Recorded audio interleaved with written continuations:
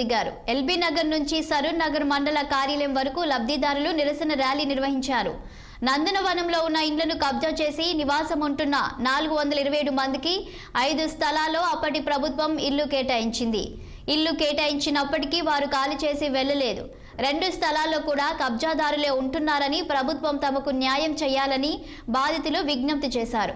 ఇళ్లలోకి తమను రానియకుండా కబ్జాదారులు అడ్డుకున్నారని 6 సంవత్సరాలుగా న్యాయ పోరాటం చేస్తున్నారని ఆవేదన వ్యక్తం చేశారు. ఇళ్లను తమకు కేటాయించాలని 2022లో న్యాయస్థానం కూడా ఉత్తర్వులు ఇచ్చిందని బాధితుడు శ్రీనివాస్ రాథోడ్ తెలిపారు. కబ్జాదారులను తరలించి అసలైన లబ్ధిదారులకు న్యాయం చేస్తామని అధికారులు హామీ ఇచ్చినట్టు శ్రీనివాస్ రాథోడ్ తెలిపారు.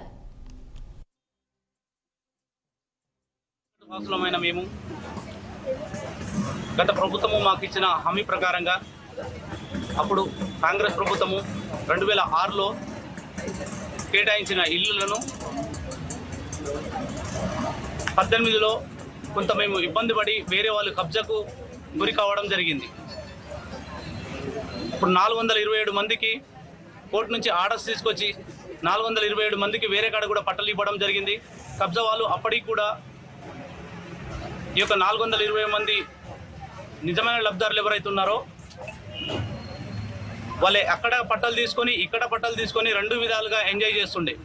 కానీ ఇప్పుడు గవర్నమెంట్ మొన్న రీసెంట్లీ ఇనిషియేటివ్గా తీసుకొని ఖచ్చితంగా నిజమైన లబ్ధిదారుడు ఎవరైతే ఉన్నారో వాళ్ళకు న్యాయం చేయాలని చెప్పేసి పొంగులేటి శ్రీనివాసరెడ్డి సార్ గారు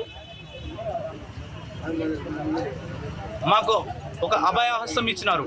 ఖచ్చితంగా మీకు న్యాయం చేస్తానని చెప్పేసి కర్మన్ఘట్ వాసులమైన మేము తిరుపతి